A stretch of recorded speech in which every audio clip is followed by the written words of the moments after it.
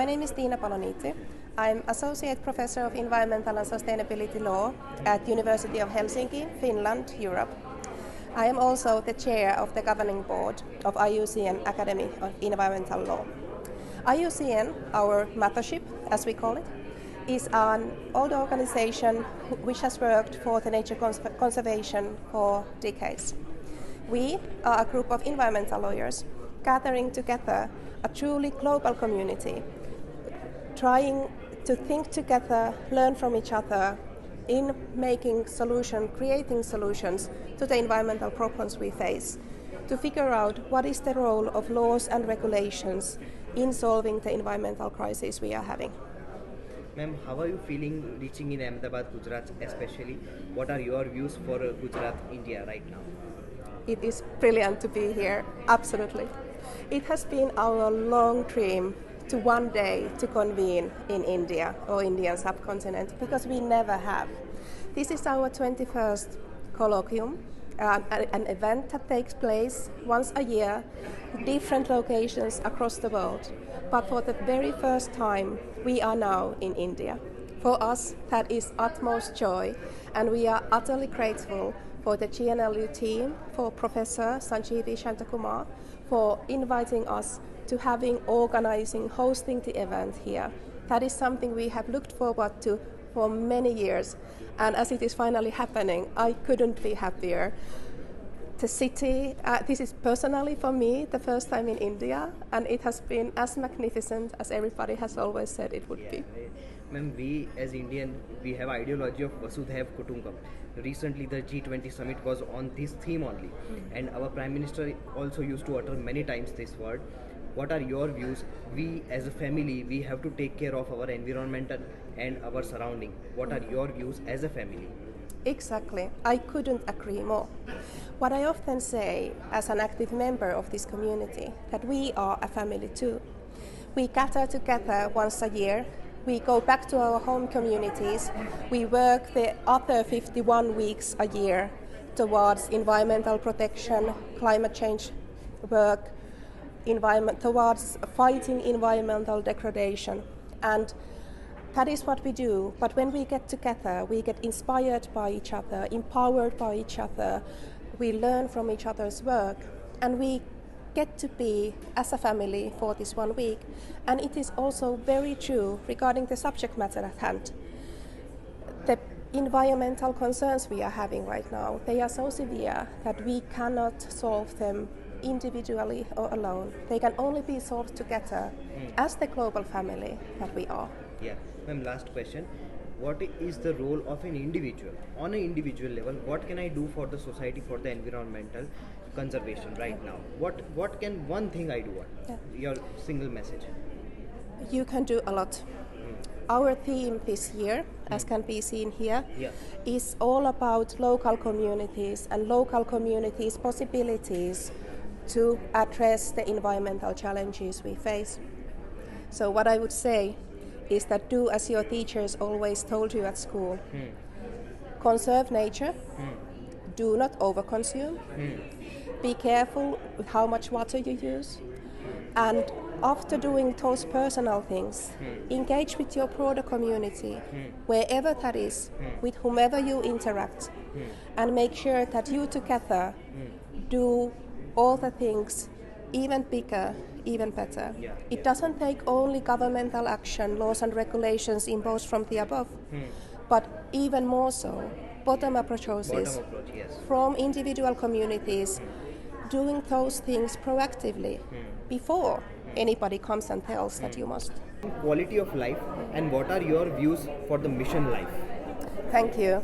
That is indeed the topic we are having this year in our annual colloquium.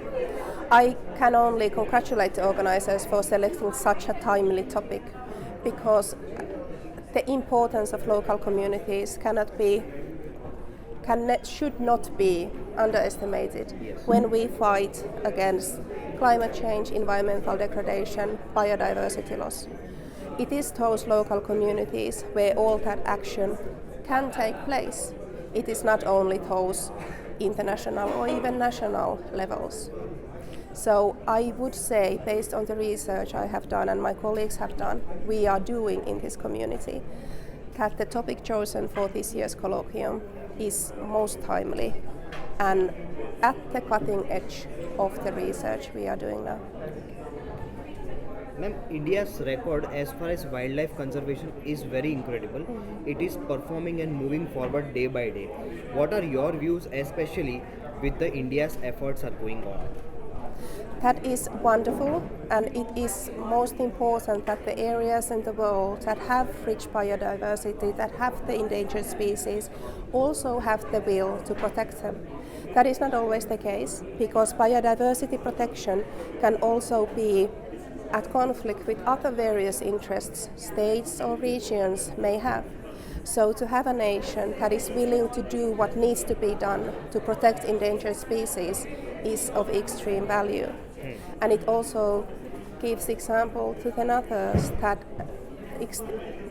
endangered species can be conserved, can be protected, while also having the other aims fulfilled in other areas that are available for them. Ma'am, as you mentioned the endangered species, right? Your IUCN Red Book data gives a big impact for their conservation. Yeah. What are your views for that Red Book data? I have personally, as a researcher of environmental law, I have found it valuable as a action taken at an international, a global level, giving us factual basis to rely on where we are when it comes to biodiversity and species protection. And when we can use that internationally gathered database, advice and guidelines, norms on how to protect, what to protect and where, it helps us actions in the settings we all operate as individuals at the national level, in transnational organizations and so on.